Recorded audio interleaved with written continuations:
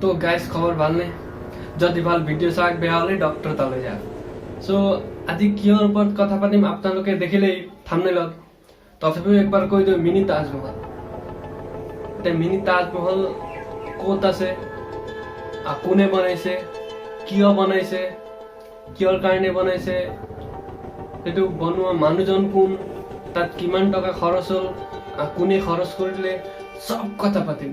তো ভিডিঅ'টো একদম লাষ্টলৈকে চাওক, ভিডিঅ' বহুত নলেজেবল হ'ব। তো বলক আৰম্ভ কৰোঁ। তো গাইজ, মিনি তাজমহলটো আছে গুৱাহাটীৰ হাতীগাঁও অঞ্চলত। এতিয়া মিনি তাজমহল বনোৱা উদ্দেশ্য কি বুলি ক'ব লাগিব। দৰগাহ বনাইছে তাজমহলৰ সদৃশ। মিনি তাজমহল বুলি কওঁ যোনটো আমি, সেইটো আচলতে দৰগাহ হয়। হজৰত মুক্তাজা আলী শ্বাহ ছব্বিৰ স্মৰণত এইটো বনোৱা হৈছে। তেওঁ কোন আছিল? তেওঁ এজন ইছলাম ধৰ্মৰ গুৰু আছিল। ইছলাম ধৰ্মৰ ভক্তিমূলক দৰ্শনৰ বিশ্বাসী লোকে তেওঁক শৰণ লৈছিল।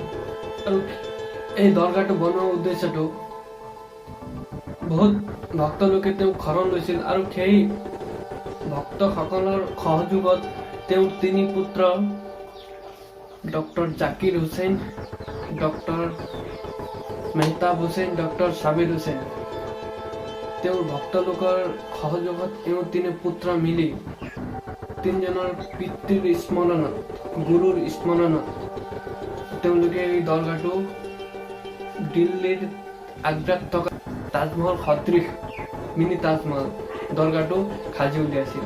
সেই দৰগাহটোত মিনি তাজমহলত এতিয়া বৰ্তমানলৈকে 40 লাখ খৰচ হৈছে।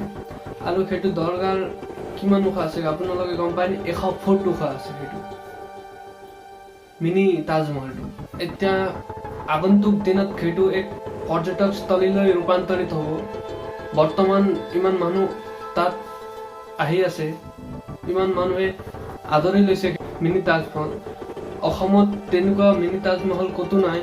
তাজমহলৰ সদৃশ দৰগাহ, যিটো দৰগাহ হয় সেইটো ক'তো নাই। অসমৰ ফাৰ্ষ্ট দৰগাহ মিনি তাজমহল তাত গুৱাহাটীৰ হাতীগাঁৱত আছে। তো গাইজ, ভিডিঅ' কেনেকুৱা লাগিলে কমেণ্ট কৰি জনাব। আৰু আপোনালোকৰ ছাপোৰ্টৰ অবিহনে মই একো নহয়।